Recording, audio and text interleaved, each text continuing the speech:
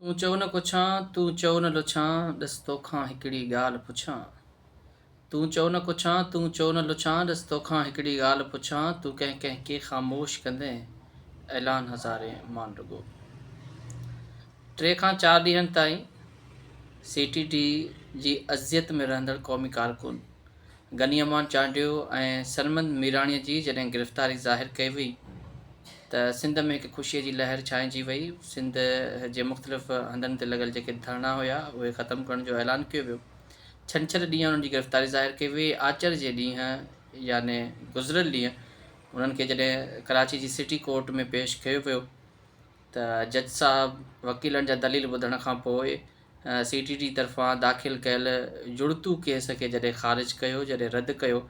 ऐं रद्द कंदे ॿिन्ही क़ौमी कारकुननि खे आज़ादु करण जो हुकुम ॾिनो त सिंध में हिकु तमामु ख़ुशीअ जी लहर पखिड़िजी वई त नेठि अदालतुनि मां असांखे जेका इंसाफ़ जी जेका उमेदु हुई उहा इंसाफ़ असांखे मिली आहे ऐं ॿई क़ौमी कारकुन आज़ादु थी विया आहिनि। जेतोणीकि CTD ऐं पुलिस जेका आहे उन ॿिन्ही क़ौमी कारकुननि जी जेका जिस्मानी रिमांड आहे उन में वाद जी इस्तदा कई हुई, पर जज साहब उन्हनि जी जेका इस्तदा आहे उहा रद्द कंदे ॿिन्ही नौजवाननि खे फौरी तौरु आज़ादु करण जो हुकुम ॾिनो।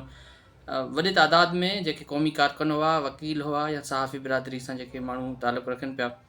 उहे अदालत में पहुता ऐं जॾहिं इहो हुकुम थियो त ॿिन्ही नौजवाननि खे आज़ादु कयो वञे त हिकु ख़ुशी जी लहर छाइंजी वई हुते। पर उते कानून लागू कंदड़ इदारा या CTD वारा जेके उते माण्हू अहलकार जेके हुआ उन्हनि खे इहा ॻाल्हि न वणी ऐं उन्हनि हिकु दफ़ो ॿीहर ॿिन्ही क़ौमी कारकुननि खे खंभे गुम करे छॾियो आहे, जंहिंमें गनीअमान चांडियो ऐं सरमंद मीराणी शामिल आहिनि। सो अदालतुनि मां पाकिस्तान जी अदालतुनि मां हिकु त माण्हुनि खे जेका इंसाफ़ जी जेका उमेदु आहे उहा घटि हूंदी आहे ऐं ॿिए पासे किथे किथे कंहिं केस में जेकर इंसाफ़ मिली थो वञे त उन इंसाफ़